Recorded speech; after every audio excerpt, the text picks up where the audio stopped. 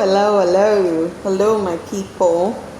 It's another week to discuss further on the topic we started, sibling sexual abuse. Thank you for your comments. Thank you for your subscription. Thank you for your like. Thank you for sharing. Thank you for calling to discuss further on this topic. It's a movement, and I love the fact that people are really interacting with this particular topic. Without no further ado, last week we started with how parents can protect their children from sibling sexual abuse. I said we should educate them early, set clear family rules, supervise and monitor them. This week we're going to end it. We're ending sibling sexual abuse this week. So yes, thank you for hanging in. And we're ending it this week. And I will say that, fourthly, please create open communication with these children. Make sure that the children can talk to you. They can talk to you on any and everything. Give them room. A lot of us don't give these children a chance. I have cause to I love children, and oftentimes they talk to me. And when they talk, I hear a lot of things. Children from another parents, away from my children. There are some children that are actually good. Their grades are good. They are amazing. They are doing well in class. They're well behaved. But they are going through stuff, mental stuff. Some are depressed. Recently, a girl was confiding in me and said to me, I feel like ending my life. I like my body, but I don't like myself. I feel like killing myself. So when our discussion went further, she happens to be the one topping her class. You're shocked, right? But she said, my parents give me all that I want, all that I need.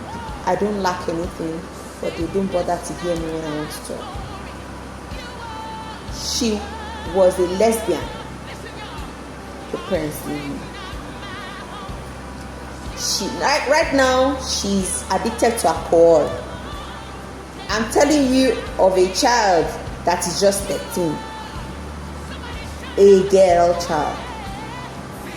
Of which the parents didn't know.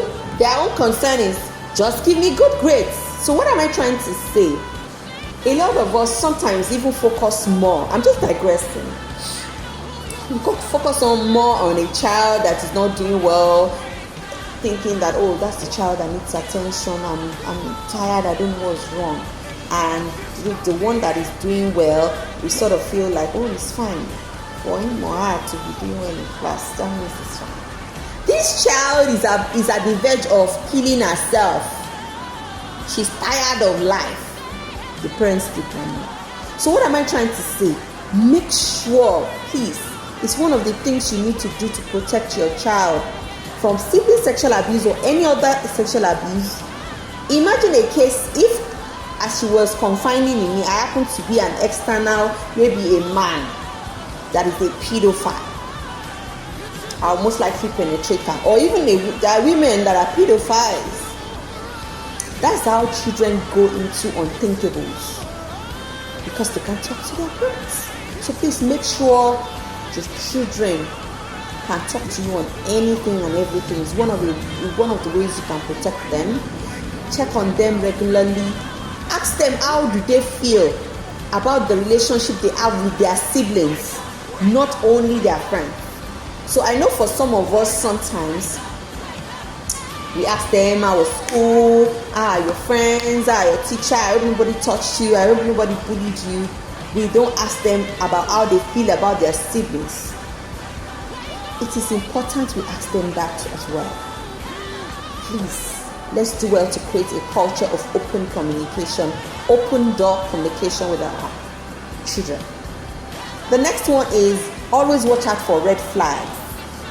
It's still on the topic sibling sexual abuse. So in a case where there's a sudden change in behavior between the the siblings or amongst the siblings. You can see one is afraid of the other sibling, or you see one of maybe a boy child is bedwetting, or you see unusual sexual knowledge. Pay attention. It might be signs of sexual abuse. It might be signs of sexual abuse. When I say sudden change behavior, it might be positive, it might be negative. For instance, a child, two siblings that usually fight each other before, all of a sudden became cool. Maybe they are of different sex. Now, let me clear out something. When we talk about sibling sexual abuse, we do not just talk about a boy child and a girl child alone. It also includes a girl child to a girl child, a boy child to a boy child. Remember, there's homosexualism and there's lesbianism as sexuality. So please, let's make sure we balance them. So back to what I'm saying, when there is a sudden change, it might be that they were not cool with each other before. You now all of a sudden see that they are now cool, they want to stay with each other, they are just in the room and just quiet. Pay attention. Observe.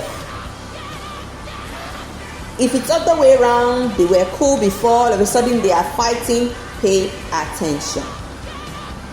Now, if something feels off, you might not even notice anything, but something might feel off with you. Intuitively, please also investigate immediately. Investigate. Don't lay claims. Don't be fast in judging. Investigate to find out the truth. Now, at this point, I am calling on every parent. Please.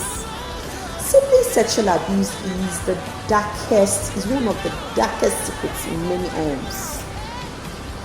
But I found out, or we have noticed that a lot of people don't want to talk about it. Let's not let this silence win. It's okay if this conversation makes you feel uncomfortable.